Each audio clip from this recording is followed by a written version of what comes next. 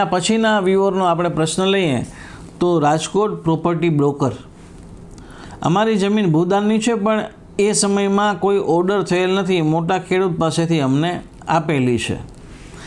એમનો પ્રશ્ન છે વ્યુઅરનો કે ભાઈ એમને ભૂદાનની જમીન અગાઉ મળેલી છે પણ જે તે વખતે ભૂદાનની જમીનનો કોઈ હુકમ થયેલો નથી, કોઈ મોટા ખેડૂતે એમને આપેલી છે. જો જમીન ભૂદાનમાં મોટા ખેડૂત પાસેથી મળેલી હોય પરંતુ કોઈ સત્તાવાર એલોટમેન્ટ ઓર્ડર થયો ના હોય તો માત્ર કબજાથી કાયદેસરની માલિકી સાબિત થતી નથી.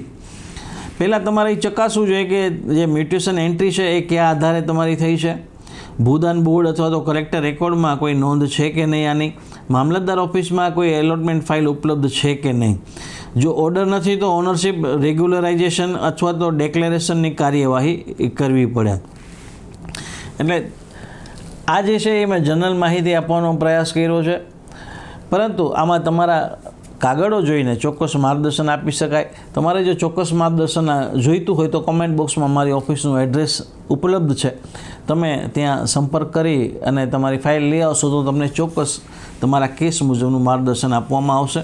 આ જે એક જનરલ માહિતી મેં તમને આપવાનો પ્રયાસ કર્યો છે કે ભૂદાનમાં જમીન મળેલી છે પણ એવો કોઈ ઓર્ડર થયો ન હોય તો એવા કિસ્સામાં શું જોગવાઈઓ, કાનૂની જોગવાઈઓ છે ને એવા કિસ્સામાં તમે શું કરી શકો છો. તો હું આશા રાખું છું કે આ વ્યુઅરને પણ મારા જવાબથી સંતોષ થયો હશે મિત્રો.